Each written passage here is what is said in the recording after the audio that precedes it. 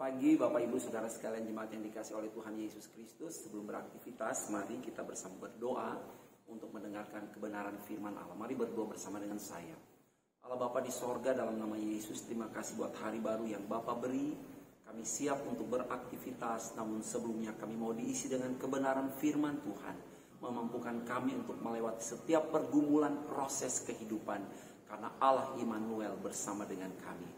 Sambut firman-Mu dalam nama Yesus. Amin. Puji Tuhan. Saudara sekalian, di pagi yang baik ini tema kita adalah bersama Tuhan kita melakukan perkara besar. Sekali lagi, bersama dengan Tuhan kita melakukan perkara besar. Ayat kita adalah Mazmur 60 ayat yang ke-14. Demikian firman Allah berkata, dengan Allah akan kita lakukan perbuatan-perbuatan gagah perkasa. Sebab ia sendiri akan menginjak-injak para lawan kita. Kalimat ini menunjukkan perbuatan-perbuatan yang sebenarnya tidak mampu dilakukan dengan kekuatan manusia. Tapi ketika bersama dengan Allah, kita sanggup melakukan hal-hal supranatural. Oleh karena kuasa Allah menyertai saudara dan saya. Sebuah ayat di dalam Keluaran pasal yang keempat mengenai pemanggilan Musa oleh Allah untuk melayani Allah membawa Israel keluar dari Mesir menuju tanah Kanaan. Di dalam Keluaran pasal 4, saudara sekalian boleh buka Alkitab saudara, dimulai dari ayat yang pertama. Lalu sahut Musa, bagaimana jika mereka tidak percaya kepadaku dan tidak mendengarkan perkataanku, melainkan berkata, Tuhan tidak menampakkan diri kepadamu? Tuhan berfirman kepadanya, apakah yang di tanganmu itu? Jawab Musa, tongkat. Saudara sekalian, ketika Allah mulai berkomunikasi dengan Musa, ketika Musa melihat ada semak yang menyala, bukan terbakar, itu hadirat Allah ada di situ. Dan Allah mulai berbicara mengenai pengutusan Musa ke tengah-tengah bangsa Israel. Untuk membawa mereka keluar dari Mesir beribadah kepada Allah. Pada waktu itulah Allah bilang sama Musa, Musa, apa yang ada pada tanganmu itu? Apa yang kau pegang Musa? Musa bilang, tongkat Tuhan. Ayat yang ketiga, firman Tuhan, lemparkanlah itu ke tanah. Dan ketika dilemparkannya ke tanah, maka tongkat itu menjadi ular. Sehingga Musa lari meninggalkannya. Kemudian di dalam ayat yang keempat, tetapi firman Tuhan kepada Musa, ulurkanlah tanganmu dan peganglah ekornya. Musa mengulurkan tangannya, ditangkapnya ular itu lalu menjadi tongkat di tangannya. Saudara sekalian, kita kembali kepada pertanyaan Tuhan. Apa yang ada di tanganmu itu? Pertanyaan ini muncul akibat pertanyaan-pertanyaan Musa dan pernyataan-pernyataan Musa. Dia merasa tidak mampu, dia tidak pandai berbicara. Bagaimana kalau nanti orang Israel menolak dia? Apa yang harus dia katakan? Kemudian Tuhan berkata, apa yang di tanganmu? Ketika Musa berkata, itu adalah tongkat. Maka di dalam Keluaran 4 ayat 17, Allah berkata kepada Musa, bawalah tongkat ini di tanganmu yang harus kau pakai untuk membuat tanda-tanda mujizat. Bapak, Ibu, Saudara sekalian, tema kita adalah bersama Allah kita melakukan perbuatan-perbuatan yang besar. Dan Tuhan sedang membawa Musa untuk terlibat dalam rencana Allah yang besar, proyek Allah yang besar, membawa orang Israel keluar dari Mesir. Bapak Ibu, kalau saat ini, pagi ini, ketika Tuhan membawa saudara dan saya berjalan dalam rencana Allah yang besar, untuk satu rencana maksud yang mulia dari Allah yang ingin dia nyatakan, dia wujudkan dalam hidup saudara, entah itu untuk keluarga saudara, bagi pekerjaan saudara, bagi pendidikan saudara, bagi pelayanan kita, bagi masa depan hari esok kita. Mungkin ada begitu banyak 1000 pertanyaan yang muncul dari kekhawatiran merasa diri tidak mampu dan terbatas. Kalau Tuhan bertanya pagi ini, apa yang ada pada tanganmu, hai anakku? Saudara menjawab apa? Musa bilang, aku hanya punya tongkat. Jika kita melihat latar belakang Musa, memiliki tongkat itu hal yang biasa. Mengingat keseharian Musa adalah seorang gembala. Dan bagi seorang gembala, tongkat merupakan partner untuk dia bekerja, melindungi dirinya sendiri, melindungi ternak yang dia gembalakan. Jadi tongkat selalu melekat pada diri seorang gembala. Saudara yang diberkati oleh Tuhan, saya ingin membawa kita sekilas melihat kepada latar belakang masa lalu Musa. Ini 80 tahun Musa ketika dia dipanggil oleh Tuhan. Ketika dia tinggalkan Mesir, dia lari. Itu usia 40. Dan selama 40 tahun Musa ada di padang Midian menjadi seorang gembala. Bapak ibu saudara sekalian jemaat yang dikasih oleh Tuhan Yesus Kristus. 40 tahun tinggal di padang Midian membuat Musa telah kehilangan semua atribut kebesaran Mesir, atribut sebagai putra mahkota Firaun Mesir. Itu tidak ada lagi. Sekarang dia hanya seorang gembala. Tuhan membawa Musa pada fase kehidupan berikutnya, di mana dia tidak lagi memiliki kebesaran sebagai seorang pangeran yang tinggal di istana Mesir. Tidak ada lagi.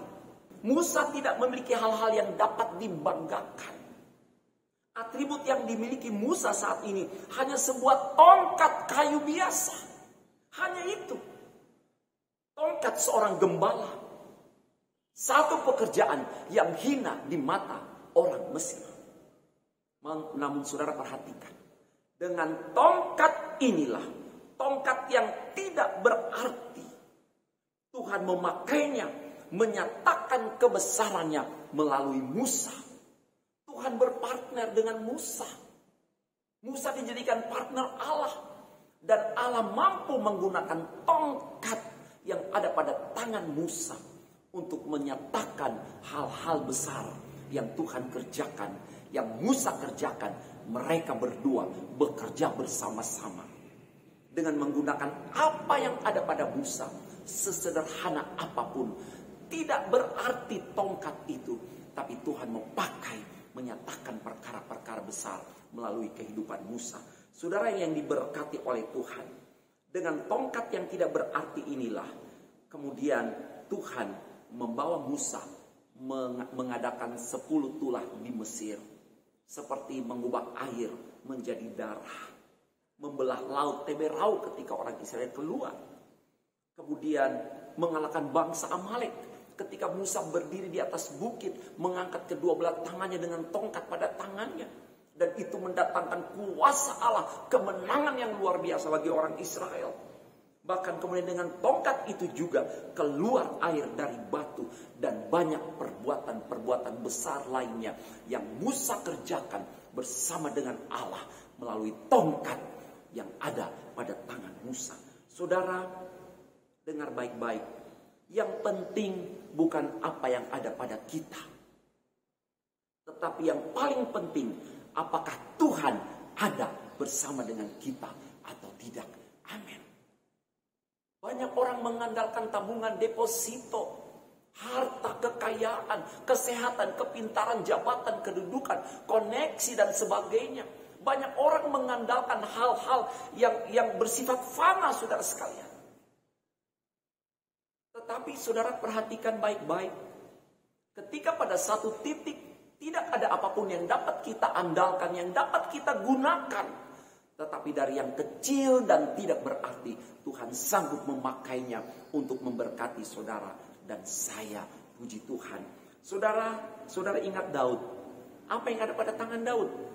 Batu kecil dan ketapel. Tetapi itu yang kemudian Tuhan pakai.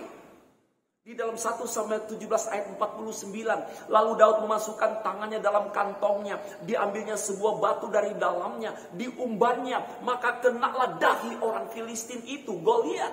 Sehingga batu itu terbenam ke dalam dahinya. Dan terjerumuslah ia dengan mukanya ke tanah. Daud tidak punya apa-apa.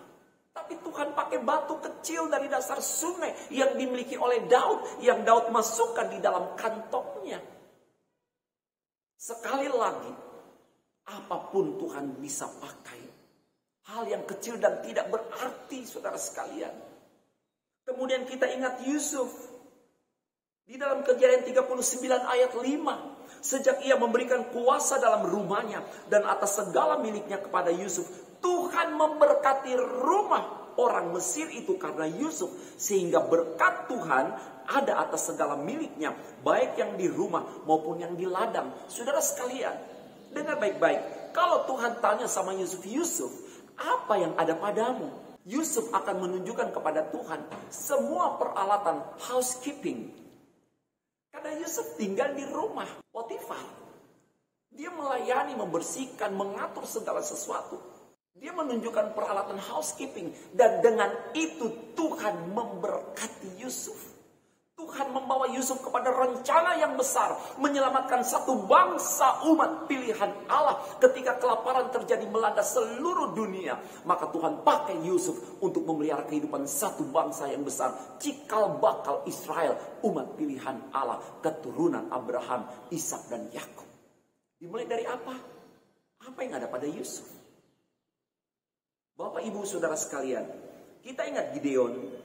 Gideon berkata, aku paling kecil dalam Hakim-Hakim 6 ayat 15. Ketahuilah kaumku adalah yang paling kecil di antara suku Manasye. Dan aku pun seorang yang paling muda di antara kaum keluargaku. Ayat yang ke-16 berfirmanlah Tuhan kepadanya, tetapi akulah yang menyertai engkau. Masalahnya bukan apa yang ada pada kita, tetapi yang penting apakah Allah ada bersama dengan kita. Amin. Bapak ibu, Tuhan membawa kita untuk melakukan perkara-perkara yang besar. Dengan apa yang ada pada kita. Saudara sekalian, Gideon mengalahkan orang Midian hanya dengan 300 tentara yang sudah difilter, disaring dari 32.000 orang. Jadi bukan hal yang kecil yang tidak berarti yang ada pada kita. Kemudian kita berpikir, oh saya tidak punya masa depan yang baik. Tamatlah hidup saya. Saya tidak akan sukses, saya pasti gagal. Karena saya hanya memiliki hal-hal yang kecil dan tidak berarti. Tidak saudara sekalian, buang pikiran itu.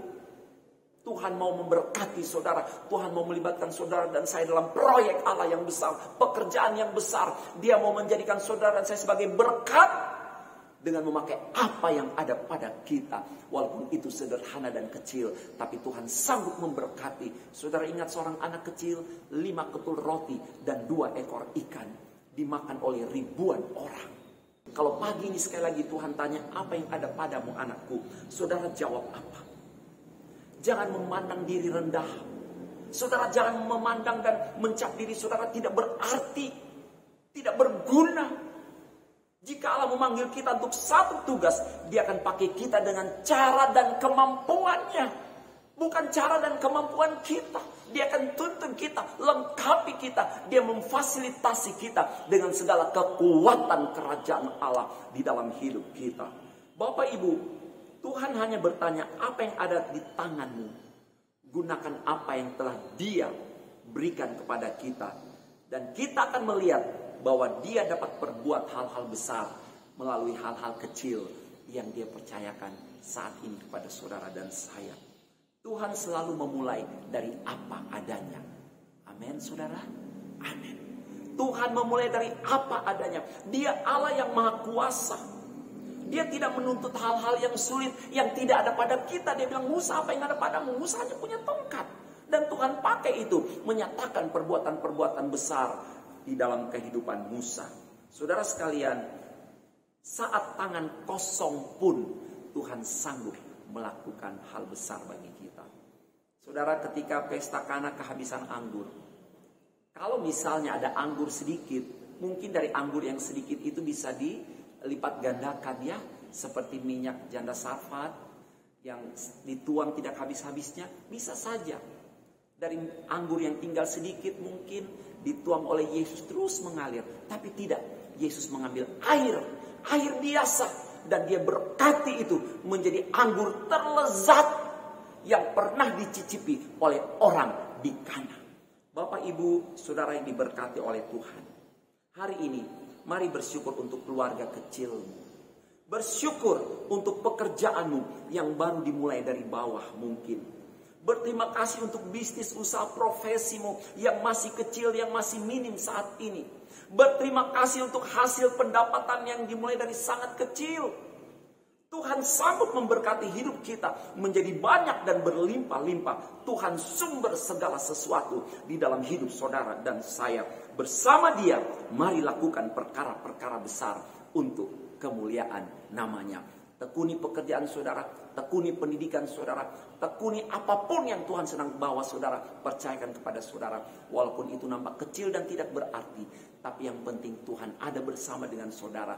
Tuhan akan berkati dan menjadikan saudara berkat dimanapun saudara berada. Ayat yang terakhir Sakaria 4 ayat yang ke-6. Maka berbicaralah ia katanya, inilah firman Tuhan kepada Zerubabel bunyinya, bukan dengan keperkasaan dan bukan dengan kekuatan, melainkan dengan rohku, firman Tuhan semesta alam. Amin. Saudara, bersama dengan Tuhan lakukan perbuatan besar. Mari kita berdoa. Allah Bapa di sorga, dalam nama Yesus, terima kasih buat kebenaran firman-Mu yang memberkati kami di pagi yang baik, di hari yang baru.